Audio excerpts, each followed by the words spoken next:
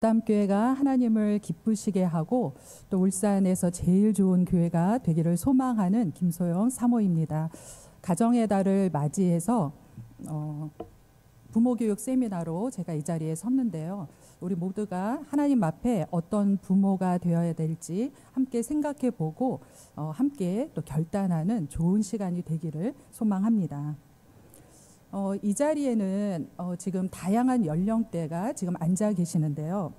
자녀를 낳아서 오늘 아기학교에 나와서 특송한 것처럼 자녀를 낳아서 한창 자녀를 양육하고 있는 또 부모님들도 계시고요. 그리고 또 이제 결혼해서 또 아이를 낳고 또 예비 이제 부모가 되기를 또 기다리고 있는 우리 신혼부부도 있습니다. 그리고 우리가 보기에는 부모로서의 소임을 다하신 것처럼 보이는 우리 어르신들도 여기 함께 앉아 계십니다. 그런데 부모라는 것이 졸업이 있을까요? 없는 것 같습니다.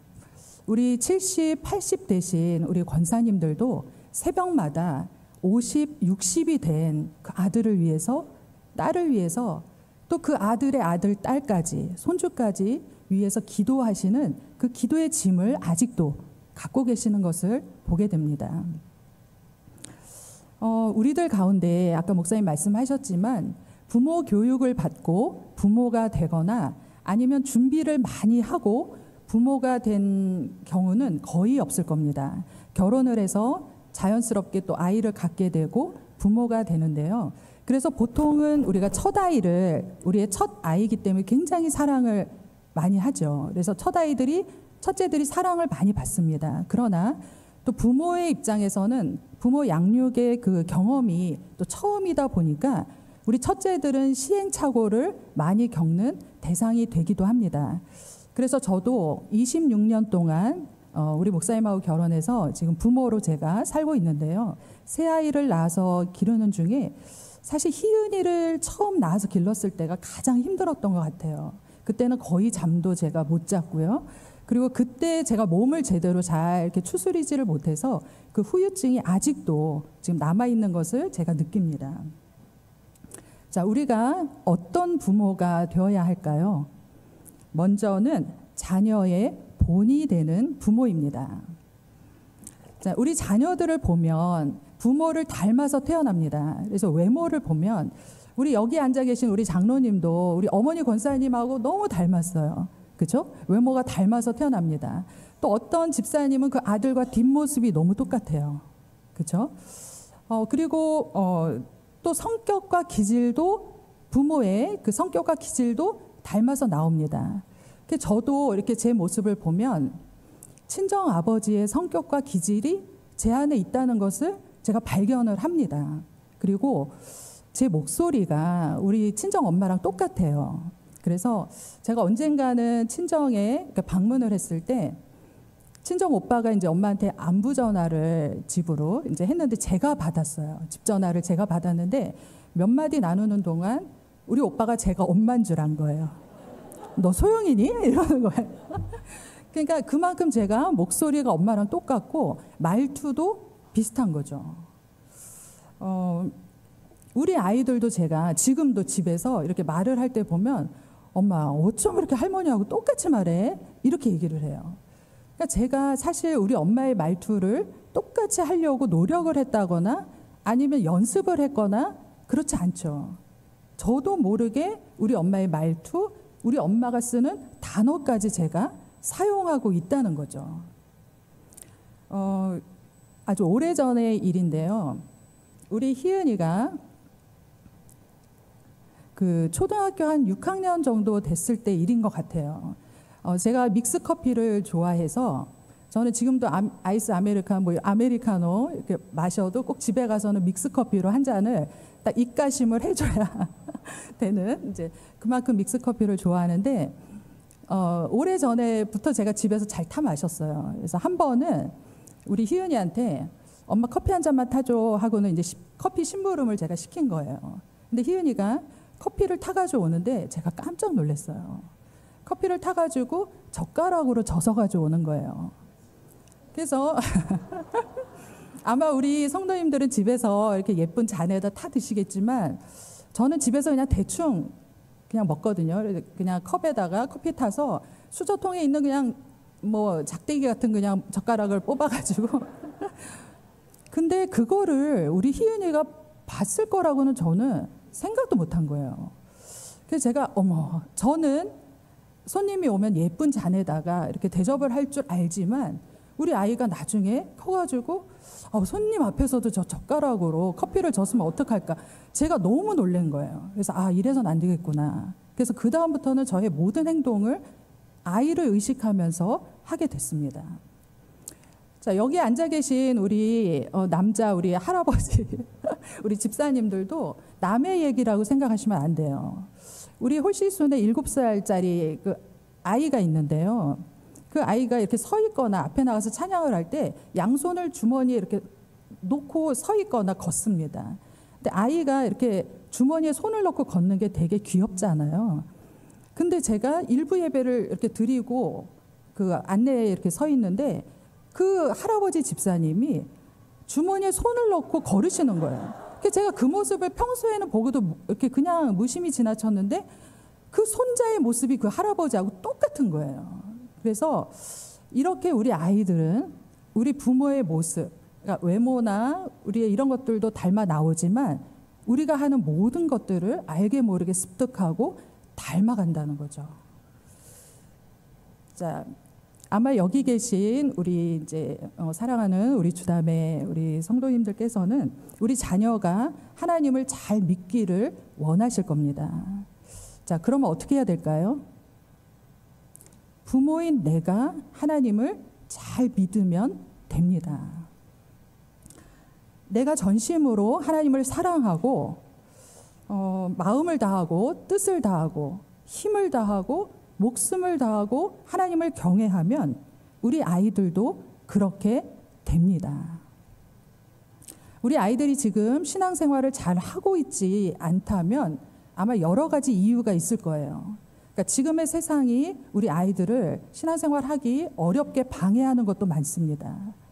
그리고 자녀들이 타지로 뭐 학교를 가거나 아니면 직장을 가거나 부모를 떠나면서부터 또 교회 생활이 스톱된, 신앙생활이 스톱된 경우도 있을 겁니다.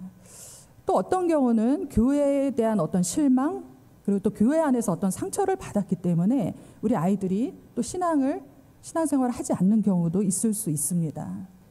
그런데 지금 이 시간에는 우리가 이런 다른 여러 가지 이유들을 다 생각하지 말고 한 가지만 생각을 해봤으면 좋겠어요.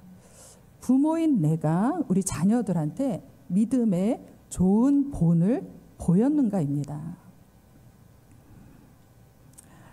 우리 부모들이 주일 예배를 빠지면요, 그리고 심지어 아이들을 데리고 주일 예배를 빠지면 우리 아이들은 그래도 되는 줄 압니다. 우리 아이들은 부모인 내가 신앙생활을 잘하고 있는지, 하나님을 믿지만 또 교회는 나가지만 세상 사람들과 별 다르지 않은지 우리 아이들은 다 안다는 거죠.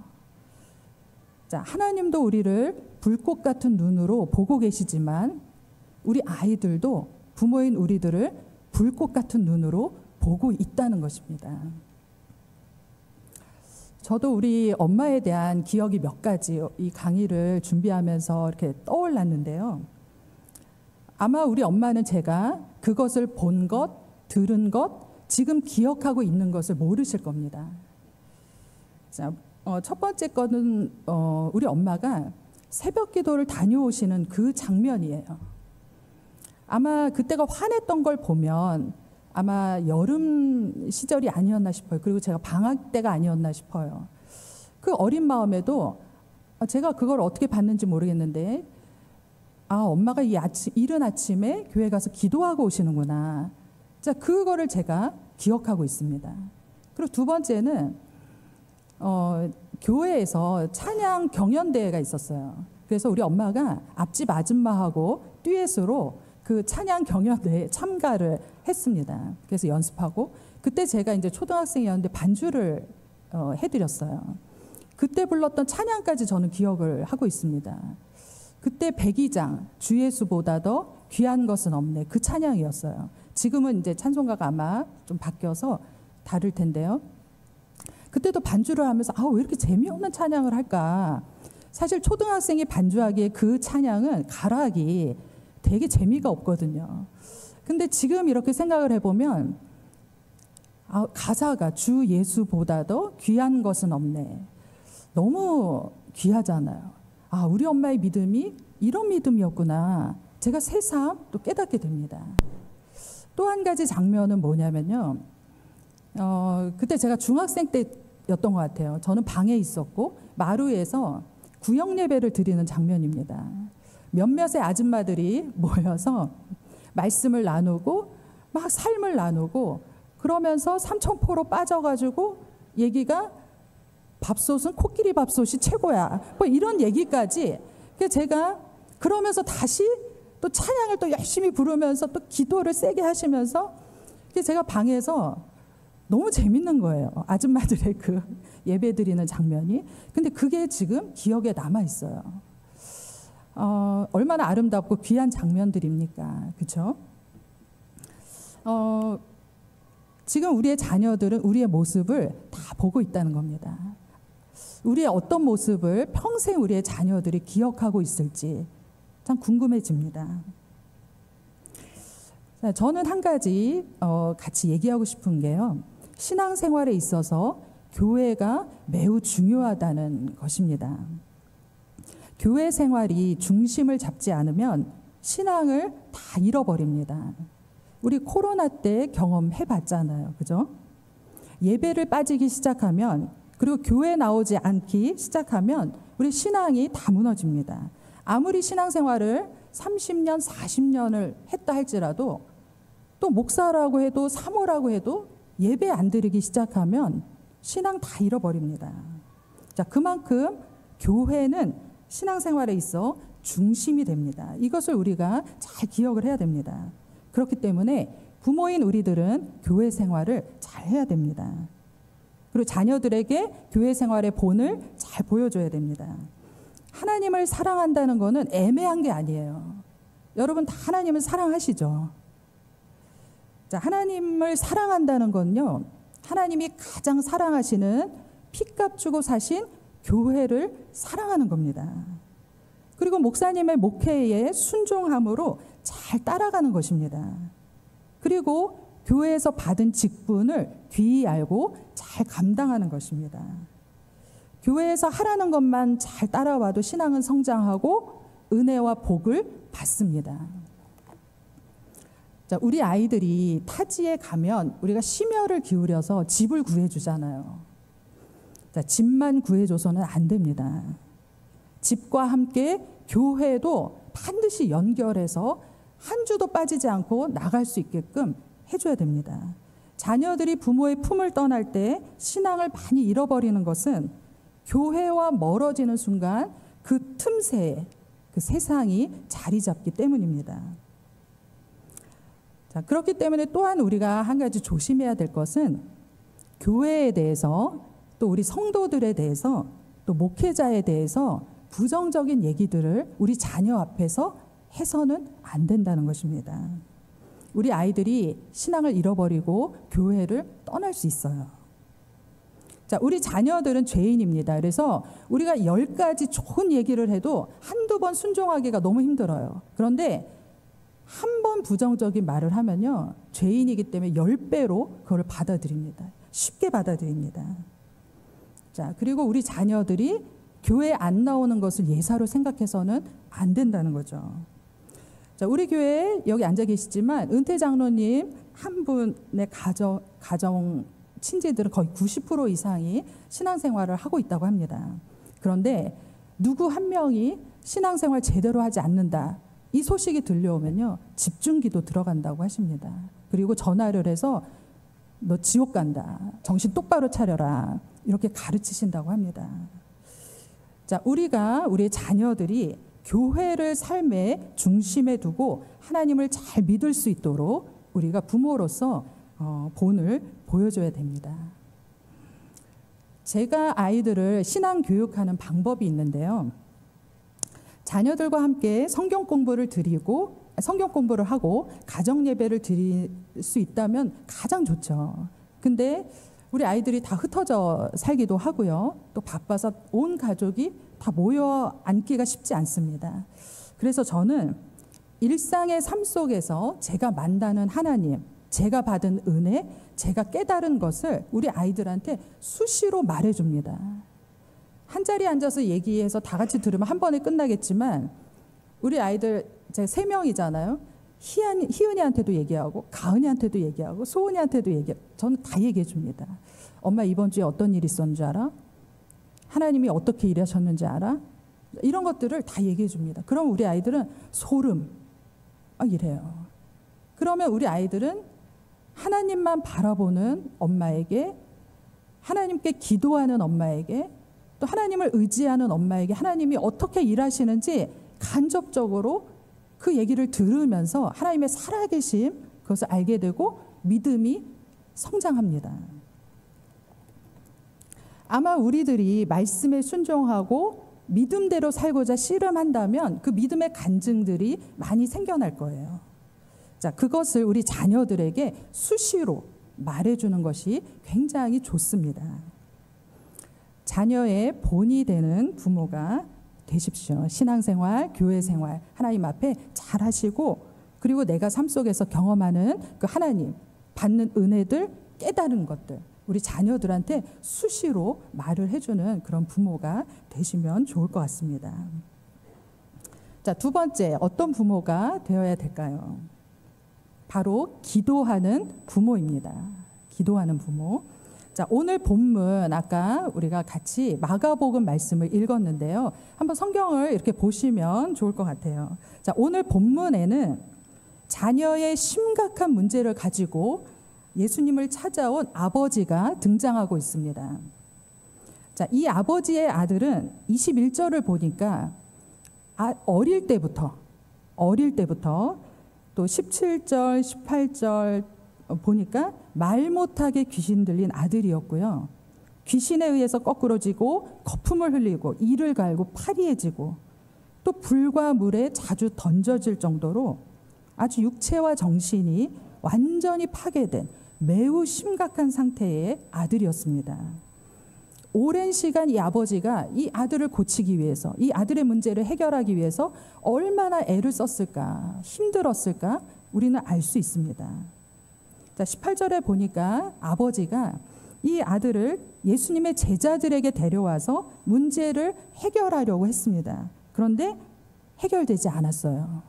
자, 그래서 17절에 예수 선생님을 찾아와서 21절 이렇게 얘기합니다. 무엇을 하실 수 있거든 우리를 불쌍히 여기사 도와주소서. 자, 요청합니다.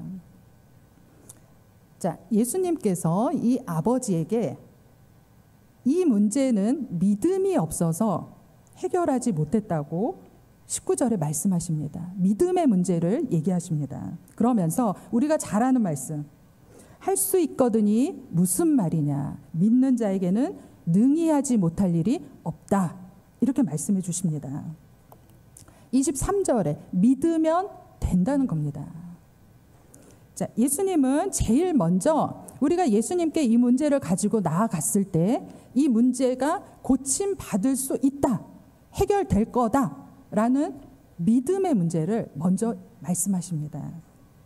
자, 우리는 기도하면서 과연 될까? 되기는 하겠어? 이런 의심의 마음이 또 낙심의 마음이 많이 들 때가 있습니다. 자, 그런데 하나님은 우리에게 먼저 믿음의 문제를 말씀하십니다. 자, 그러자 이 아들의 아버지가 어떡하죠? 24절에 보니까 소리를 지릅니다. 내가 믿나이다. 나의 믿음 없는 것을 도와주소서. 소리를 칩니다. 자, 우리 얼마나 간절한지 알게 되죠. 저는 이 소리를 지른다. 이 말씀이 마음에 많이 와닿습니다. 자, 그 이후에 25절에 보니까 예수님이 귀신을 꾸짖어서 쫓아내 주시고 27절에 아이의 손을 잡아 일으켜 세워 주셔서 아이는 일상의 삶을 회복하게 됩니다. 그리고는 29절에 기도 외에는 이런 종류가 나갈 수 없다라고 말씀하시면서 기도에 대해서 얘기해 주십니다.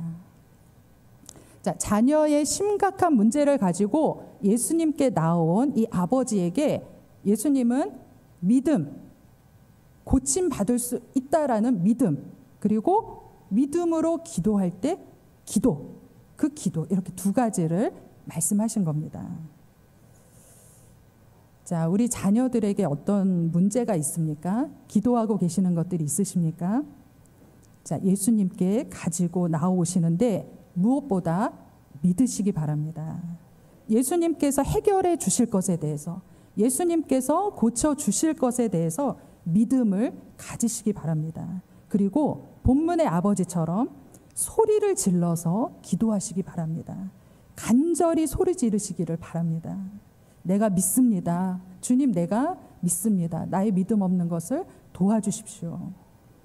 기도 외에는 다른 방법이 없습니다. 성전에 나와서 기도하시고 십자가 밑에 나아가서 기도하시기 바랍니다. 기도하면 하나님께서 우리의 자녀를 만나 주실 겁니다. 그리고 우리의 자녀의 문제를 해결해 주시고 우리 자녀의 손을 잡아 일으켜 세워 주실 것입니다. 우리 큰애가 울산에 전학 올 때 고등학교 1학년 한 학기를 마치고 전학을 왔습니다. 그런데 전학 온 첫날 교무실에서 머리부터 발끝까지 우리 희은이는 지적을 당합니다. 머리가 길다, 머리를 잘라라, 묶어라, 목걸이 빼라, 화장 지워라, 치마 길이 짧다, 교복 속에는 검정색을 입어라. 우리 희은이가 그 키가 크잖아요. 그 교복을 줄인 것도 아닌데 이게 이제 키가 크다 보니까 줄였다 그러는 거예요. 그래서 교문에서 등교할 때 벌점을 맞는 거예요. 그러니까 희은이는 자유로운 서울에서 잘 지내다가 울산에, 그 당시 이제 울산여고가 굉장히 규율이 셌어요. 그 울산여고 출신의 그 선생님이 교장 선생님이 되셔가지고 그분이 다니실 때 그 명문가로서의, 명문 학교로서의 그 자부심이 있으셔가지고 아이들의 모습을 보고 너무 안타까운 거예요. 그래가지고 규율이 세게 아이들을 이제 가르쳐서 그 당시 치마 길이도 막 아이들이 다 줄여 입는 그 상황에서 울산여고가 전국에서 아마 제일 길다. 그래가지고 우리 아이들이 치마 길이가 조선시대 그 구한말 조선시대 아이들의 치마처럼, 한복처럼 굉장히 긴 것처럼 되게, 그래서 아이들이 되게 싫어했거든요. 근데 우리 희은이가 그럴 때 전학을 온 거예요. 그래서 이 아이가 그 이후로 1년 반 동안 모든 삶의 의욕을 잃고 엎어져서 자기 시작했어요. 학교 가서 수업 시간에 잠만 잤고요. 그리고 학원에 가서도 잠만 잤어요. 1년 반 동안. 그리고 등교할 때 한 번도 스스로 일어나서 학교를 간 적이 없어요. 제가 새벽 기도 갔다가 와서 이 아이를 깨워서 간신히 일으켜서 학교를 보냈어요. 학교에서도 이 아이를 격려해서 이렇게 좋게 해주려고 하지 않고 아이한테 문제가 있다고만 얘기하고 아이를 그냥 포기하더라고요. 대학 갈 데가 없다. 이 소리까지 들었어요. 사고치는 아이를 보는 것도 힘들지만요. 모든 의욕을 다 잃고 잠만 자는 아이를 보는 것도 굉장히 힘들거든요. 지금 열심히 공부를 해도 될까 말까한 그 고등학교 시절에 엎어져서 잠만 자니까 무슨 소망이 있겠습니까? 자, 울산에 내려올 때 그때 담임 선생님은 서울에서 이 아이를 할머니 집이 서울에 있으니까 두고 가라고 했어요. 그러니까 이 담임 선생님이 지방 출신의 선생님이셨기 때문에 그 누구보다도 이제 서울이 아무래도 교육적인 환경도 좋고 또 대학 가기도 수월하다. 서울에 있는 대학이나 아무리 못 가도 근교에는 갈 수 있다. 그래서 놓고 가라고 했지만 저는 그렇게 생각하지 않았어요. 하나님이 보내신 곳이라면 저 땅끝이라도 저는 거기가 파라군이다. 거기가 복된 곳이다. 저는 그런 믿음이 있었어요. 그 믿음 가지고 내려왔는데 아이가 저러고 있는 거예요. 아이를 볼 때 5만 가지 감정이 다 일어났지만 제가 기도밖에 할 것이 없었습니다. 하나님의 일하심을 구하면서 하나님, 우리 희은이 어떻게 하면 좋겠습니까? 구하며 제가 기도를 했는데요. 1년 반이 지난 거죠. 어느 날 놀라운 일이 일어납니다. 고3이 되던 때인데요. 어느 날부터 아이가 스스로 일어나기 시작하는 거예요. 1년 반 동안 한 번도 스스로 일어난 적이 없었어요. 그런데 누구보다 일찍 일어나서 등교하기 시작했고 무섭게 공부하기 시작한 겁니다. 그래서 제가 물어봤어요. 왜 마음을 잡은 거야? 무슨 계기가 있었던 거야? 그랬더니 아주 갑자기 자기가 이렇게 살아서는 안 되겠다는 생각이 탁 들었다는 거예요. 그러더니 공부를 해야겠다는 생각이 들었고 마음이 막 급해지기 시작했다는 거예요. 자, 이거는 기적입니다. 그리고 기도의 응답입니다. 하나님께서 오늘 본문의 아이의 그 손을 잡고 일으켜 주신 것처럼 우리 희은이를 만나 주신 거고 일으켜 주신 거고 일상의 삶을 회복시켜 주신 겁니다.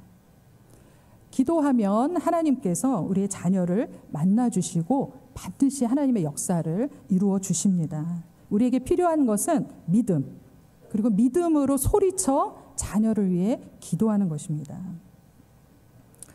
우리 자녀들이 지금, 우리 손주들이 살아가는 이 세상은 굉장히 악하고 음란합니다.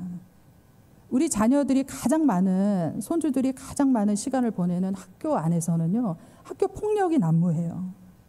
뉴스에 나오는 우리 아이들의 모습을 보면, 그 죄를 짓는 모습을 보면 애 같지 않잖아요.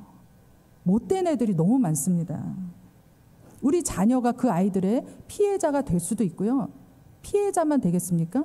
가해자가 될 수도 있어요. 우리 아이들이 죄를 질 수도 있습니다.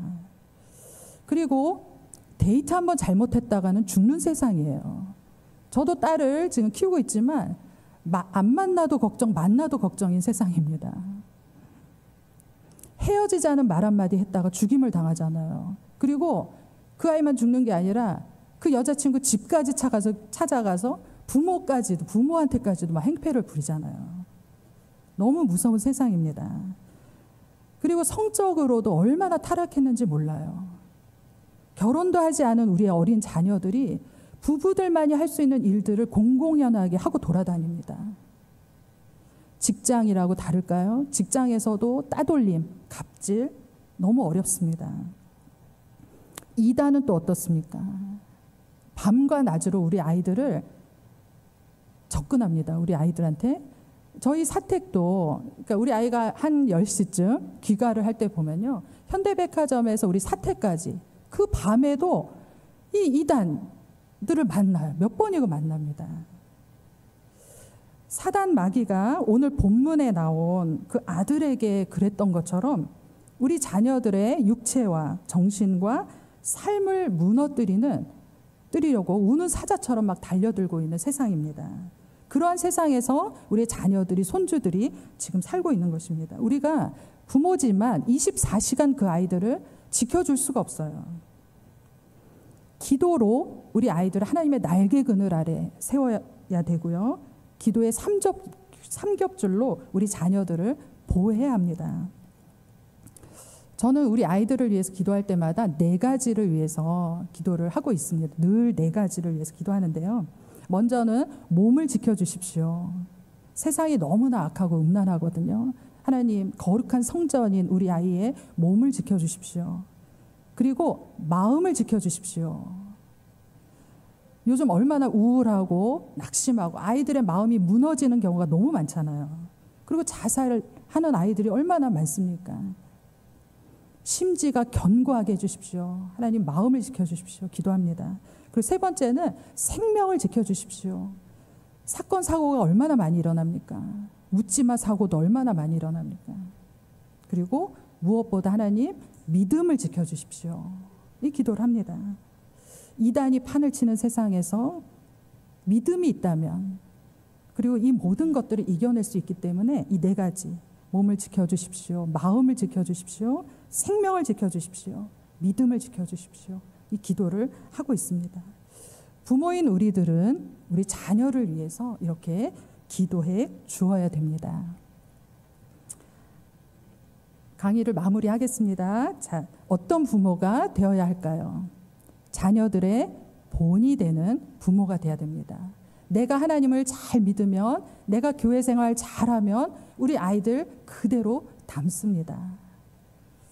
그리고 수시로 자녀들에게 내가 만난 하나님을 말씀해 주십시오. 어린 자녀든 장성한 자녀든 항상 아이에게 수시로 내가 만난 하나님, 은혜, 깨달은 것 얘기해 주십시오. 그리고 두 번째, 자녀를 위해 기도하는 부모가 되십시오. 하나님께서 우리의 자녀를 만나 주실 겁니다. 소리 질러 하나님 앞에 기도하십시오. 기도밖에는 없습니다. 사랑하는 우리 주담교회 성도님들의 가정이 믿음의 3대, 4대까지 든든히 세워져서 하나님께 영광 돌리는 믿음의 가문이 되기를 소망합니다.